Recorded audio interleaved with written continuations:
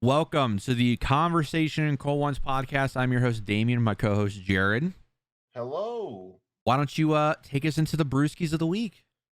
Well, this week I am sipping on some Crown Royal Vanilla. Just a little bit. It's not too much. What do you have this week? The same thing as last week. Mike's Hard Lemonade. Except this Exciting. time it's the harder one. Oh, nice. So I'm gonna get white girl drunk. Nice. Alrighty. Well, we got a little bit of a smaller show for you today. Obviously we're a week away from Christmas. Remember, our Game Awards show will be posted on Christmas Day as our gift to you. So hopefully you have a good next week, a good week of Christmas.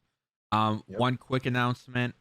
So starting this or next year, so January 1st, I forget when our first podcast is of the year.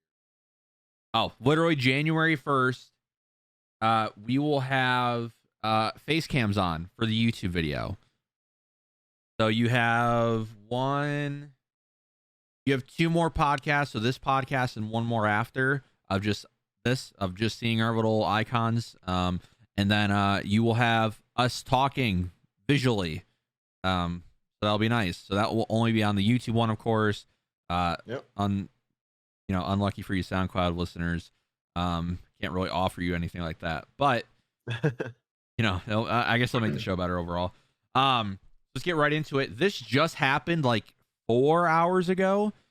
Sony has removed Cyberpunk 2077 from its PlayStation 4 store. Really? Yep. Why'd they do that? Because of how broken it is. So you can no longer buy Cyberpunk 2077 digitally on the PlayStation 4 or 5 console because they haven't released the next gen versions yet. So if you're playing on PS5, you're playing the PS4 version. So if you are on a PS4 and you were going to buy it digitally, you can't anymore. You have to buy it physically. And if you're on PS5, same thing. You have to buy it physically, even though the game's running fine on PS5. Interesting. I would just like to say this. I feel like we all put a little bit too much hype into what this game was supposed to be, and myself, I'm definitely I'm guilty of this. I think when it comes to something as big as this, I feel like people should have known it wasn't gonna run well on last gen consoles. Oh, absolutely. Because Red Dead Redemption 2 didn't run that well on the original Xbox One and the PS4. Yeah, it had a hard time. Absolutely. So, and this is going to sound elitist, but if your console can't run it, that's your problem. That is your problem. You didn't get a PS5, you don't have a PC. I wish they would have just came out and said, "Hey, we can't release the game on old gen until next year because we have to fix it. But new gen people and PC players can play it." Because I'm having a great experience. I know Jared's had a little bit of a rougher experience, and I know Dan and stuff like that's had a rough experience. But overall, PC players are loving the game and being able to play it, and it's getting good reviews on the PC because PC's where it's at. For PS5 and Xbox Series X people, it's the same thing. You're able to play the game. So yeah, that you can't buy it on the PlayStation Store anymore until further notice. That's fucking interesting. I wonder Right. what CD Project Red's going to say about that. Yeah, we'll see. So they said we're getting two big updates. So one in January, one in February. That's going to fix a lot of the bugs. Yeah. So March, if you're waiting for this game, it sounds like March is going to be the time to play it. Now, sorry. We'll be getting our first DLC next year too, which is the big Witcher expansions. So I was about to spoil it. Thank God I didn't say anything. But there's one of two places they're probably gonna go, or they're gonna go. So you get two big DLCs for Cyberpunk 2077. One comes out next year. I don't know if that will be in March, and then the second one comes out later on in the year. But there'll be big open worlds like the Witcher 3 DLCs, maybe a whole new map for one of them. So interesting. Yes. So yeah, very interesting. We'll see what happens. Also kind of interesting. Kojima Productions just had their 5-year anniversary. So congrats to them.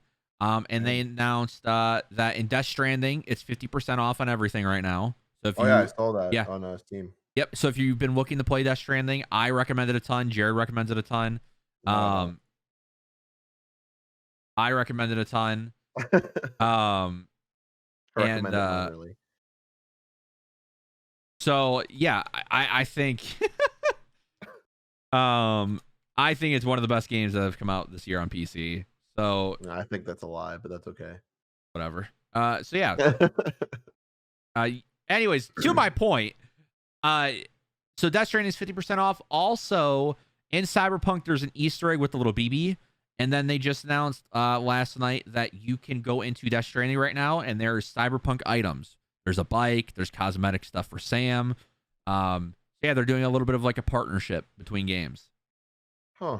So yeah, if you want to get that stuff and you're still playing Death Stranding, there you go. Alrighty, so Call of Duty Season 1 just dropped. I'll go ahead and kind of give an overview of everything that came out. So they released Gunfight into the game with 4 maps. They brought Raid back, it plays phenomenal, Jared. It's boy, amazing. They brought Raid back. Let me just go jump on that game right now. I'm so excited.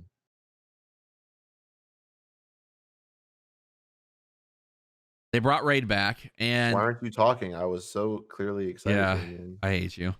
I know. They released the Battle Pass. It's actually pretty good. I'm sure it is, just like every other Battle Pass. I didn't care for a lot of Modern Warfare's Battle Passes. I'm sure you didn't, but suddenly Treyarch makes it, and it's the best thing that ever happened. Because it's an actual good Battle Pass. Oh, really? There's no bias. Okay. They give you 2 weapons. The MAC-10, which is really like it. I don't like it. Sounds like dog shit. Yeah, and then the Groza, which I haven't been able to use it. I haven't unlocked it, so we'll see. That's the Groza is something. The last time I've seen it, that gun in a game was like Battlefield. Yeah. Or I mean, I guess Tarkov, but fuck Tarkov. Yeah. Funny you bring that game up. I want to play that again. So do I, but I don't feel like fucking downloading it. Right. Or trying. Fucking Russians. And yeah, they released another map called like the Mall or something like that. I haven't played it yet, but I heard it's kind of iffy. Sounds pretty iffy. They released the Orbital VSAT into the game, so that's a kill streak from obviously like that's the SR-71 from Black Ops 1, Orbital VSAT from Black Ops 2, the Hater from Black Ops 3. So that we'll be getting more kill streaks / score streaks throughout. A bunch of weapon tuning, and then zombies. They added a lot of weapon tunings, and then they added a new Christmas game mode where like the boss zombies are Christmas trees. You can throw snowballs. Also, they added prop hunt into the game. I did hear about that. Yeah, prop hunt's really fun, except on Cartel because everyone just hides in bushes. But yeah, prop hunt works really well. I played a lot of the gunfight last night. The maps are pretty decent. So yeah, I think it's a pretty good season 1. The new zombies map will be out at the beginning of season 2, so you are going to have to wait 60 days for that. That's not bad. Yeah. Feels like the only good thing that came from this first season thing is the fucking prop hunt. Other than that, it all sounds like dog shit. Yeah, well, Raid is one of the greatest multiplayer maps of all time. Yeah, it's interesting that they can't be creative and make another one. They just have to constantly, Oh, hey, nostalgia. Did you even play Black Ops 3? They made a bunch of great maps in Black Ops 3. Yeah, Cold War has 2 good maps. Making good ones in this game. Garrison. What? Garrison in Moscow. Okay, Moscow's not good. Is Garrison the one with the plane in the middle? No, Garrison's the one with the tanks, and then Checkmate Garrison's not good either. Then Checkmate's the one with Checkmate's probably the only good map in this game right now. Garrison's really good. I don't know what you're talking about. It really is, and I've played it. I hate you. I know. Yeah, pretty good. And then we're gonna go ahead and announce our game award show, like nominations. So, Jared, would you like to start off with our first category and what the nominations are? I suppose I should. All right. So our first, or am I going top to bottom? Yes. Okay. Our first game. Fuck. Wow, this is going really good so far. Jesus Christ. Our first fucking category, that's the word I was trying to think of, is best debut game. First game for publisher. We've got Phasmophobia, Mortar Shell, Among Us, and Fall Guys. Yep. So as we, list these, you can comment on the videos or directly message us. Let us know what your winners are for each category. So moving on, we have best multiplayer. We have Call of Duty Black Ops Cold War, Fall Guys, Among Us, Phasmophobia, Valorant, Minecraft Dungeons, and Rogue Company. So that is our nominations for best multiplayer. And next we have best sports or racing game. One, we have Tony Hawk's Pro Skater 1 and 2 remastered. We've got Dirt 5. We've got FIFA 21. And we've got Madden 21. I would just like to say FIFA is only in there because there was literally no other sports game that could fit it. Yes. Dog shit obviously won't win. Don't worry, guys. Best strategy / sim game. So you have Gears Tactics, Microsoft Flight Simulator, and Crusader Kings. Alrighty. And then with best family / kid game, we've got Animal Crossing, Fall Guys, Among Us, Minecraft Dungeons, and Paper Mario, the Origami King. Origami. I know how to say it. Best RPG or role-playing game is Cyberpunk 2077, Assassin's Creed Valhalla, Final Fantasy VII Remastered, Wasteland 3, and Immortals Phoenix Rising. Now, if you're wondering what Immortals Phoenix Rising is, that's what Gods and Monsters is supposed to be. They just renamed it for whatever reason and didn't market it at all, but it's a pretty good game. Interesting. All right, so we've got best action game. And for this category, we've got Spider-Man, Miles Morales, Assassin's Creed Valhalla, Call of Duty Black Ops Cold War, Ori and the Will of the Wisps, Ghost of Tsushima, Ghost of Tsushima. Why can't you just say it like a normal person? I fucking can't remember how to pronounce Tsushima. Yep. Ghost of blank. Tsushima. Yep. Best VR game, Iron Man VR, Star Wars Squadron, and then Half-Life Alyx. And then we've got best community support, Destiny 2, Call of Duty Black Ops Cold War, Fall Guys, Fortnite, and Valorant. Yes. Then moving on, we have best ongoing game. That's Destiny 2, No Man's Sky, Warframe, Fortnite, and Call of Duty Warzone.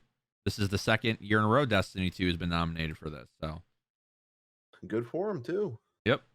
We've got best music / soundtrack, and our nominees are Doom Eternal, Ori and the Will of the Wisps, Final Fantasy Why do you guys say it like that? 7 Remake, and Cyberpunk 2077. Best story. Why do I have to say what like what? It's Ori and the Will of the Wisps. The Will of the Wisp. Will of the Wisps. Will of the Wisp. All right. Anyway, best story. Why do you sound French when you do that? Best game design. We have The Last of Us Part 2, which is a shocker, I know. Cyberpunk 2077, Final Fantasy 7. What is wrong with you? What? Best story, not best game design. Shit. All right, I'll do that next. Doom Eternal, Ghost of Tsushima, and Immortals Phoenix Rising for best game design.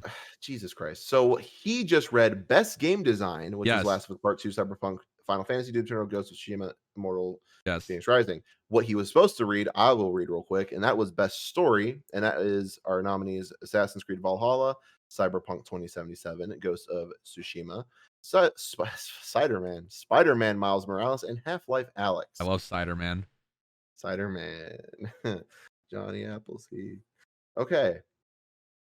Go ahead and read the next one. All right, I will read the next one. Best Gaming World nominees: Cyberpunk 2077, Assassin's Creed Valhalla, Final Fantasy VII Remake, Ghost of Tsushima, and Half-Life Alyx. So this next one is our only, well, this one of two bad categories you shouldn't win. Hmm. That's biggest downgrade. This is the category for a game that was super good that either died or lacks in consistent quality. Yes. So our nominees are Fortnite, Apex Legends, Warzone, and Red Dead Redemption 2 Online.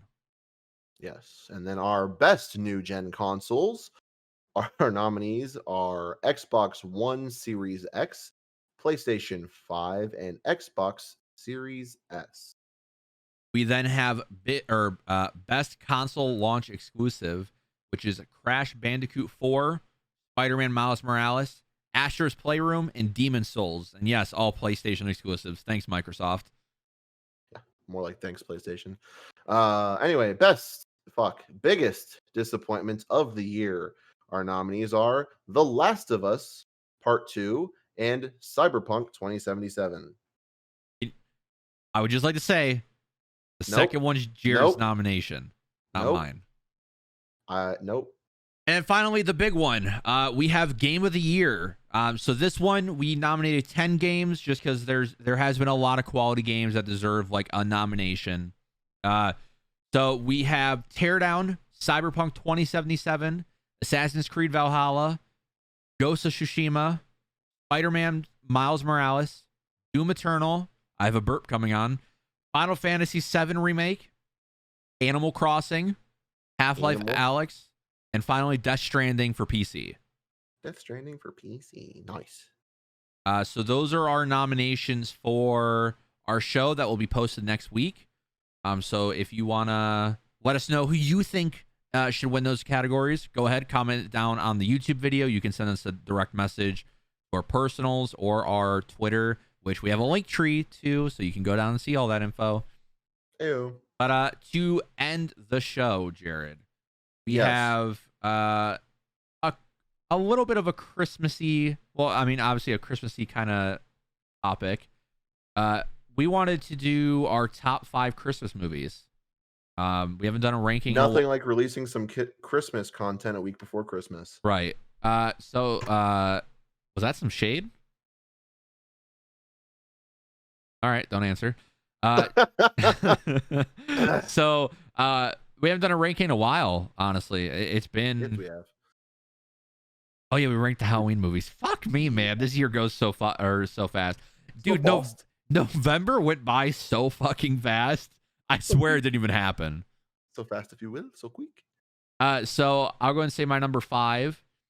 The original How the Grinch Stole Christmas. So from 1969 or 68. What is your number 5, Jared? We're going backwards. Jesus Christ. Yeah, well, you never start with the best one. You go. I don't have mine listed in any particular order, so I'm going to quickly say The Santa Claus with Tim Allen. And I don't really like the first one as more than the other ones. I just like all of his little series like together. Besides the third one. Well, that's your opinion. Okay. Okay. My number 4 is The Nightmare Before Christmas, because that's a Halloween and Christmas movie in one. Yes. That's all I have to say about that movie. My next one is Elf. Overrated as fuck. That's okay.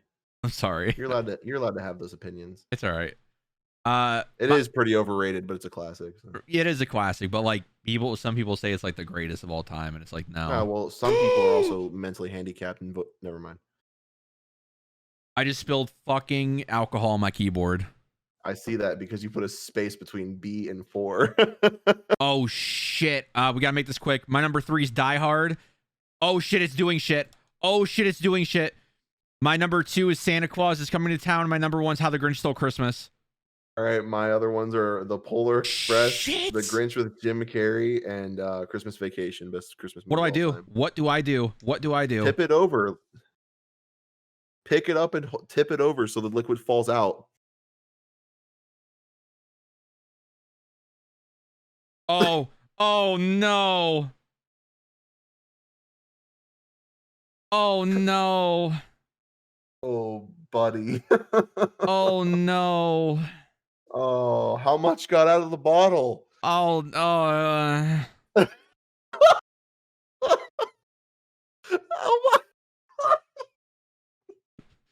hold on. It's not funny, but God. No, stop.